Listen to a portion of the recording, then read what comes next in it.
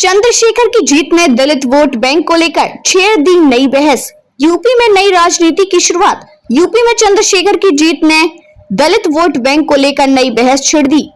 उनका चुनाव जीतने को यूपी में दलित राजनीति की नई शुरुआत के रूप में देखा जा रहा है। यूपी लोकसभा चुनाव का परिणाम कई मायनों में चौंकाने वाला है। खासकर नगीना लोकसभा सीट से आजाद समाजवादी पार्टी के चंद्रशेखर आजाद का अपने दम पर चुनाव जीतना।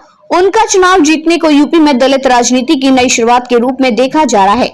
बसपा अभी तक दलित समाज के वोट बैंक पर अधिकार जताती रही है, लेकिन चंद्रशेखर की जीत ने यूपी में इस वोट बैंक को लेकर नई बहस छेड़ दी है। यूपी में दलित राजनीति की धुरी बसपा के आसपास ही मानी जाती रही है।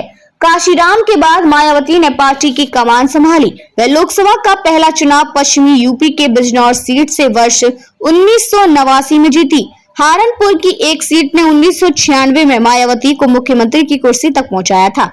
इसके बाद धीरे धीरे मायावती का राजनीतिक ग्राफ पश्चिमी यूपी में बढ़ता गया।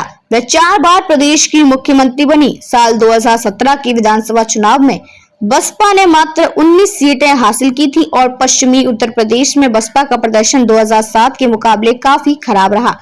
नगीना सीट पर चंद्रशेखर आजाद ने 5,12,552 वोट हासिल कर 3,61,079 वोट पाने वाले भाजपा के ओम कुमार को 1,51,473 वोटों से हरा दिया।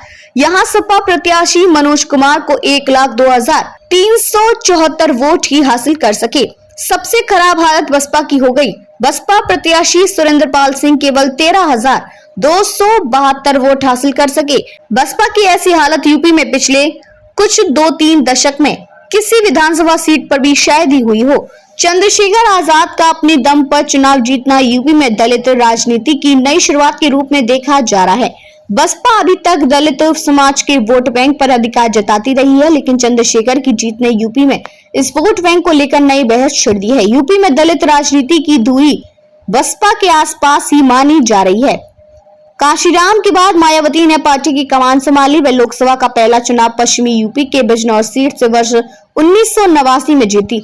हारनपुर की एक सीट ने 1996 में मायावती को मुख्यमंत्री की कुर्सी तक पहुंचाया था। इसके बाद धीरे धीरे मायावती का राजनीतिक ग्राफ पश्चिमी यूपी में बढ़ता गया। वह 4 बार प्रदेश की मुख्यमंत्री बनी। साल 2017 के विधानसभा चुनाव में बसपा ने मात्र 19 सीटें हासिल की थी और पश्चिमी उत्तर प्रदेश में बसपा का प्रदर्शन 2007 के मुकाबले काफी खराब रहा।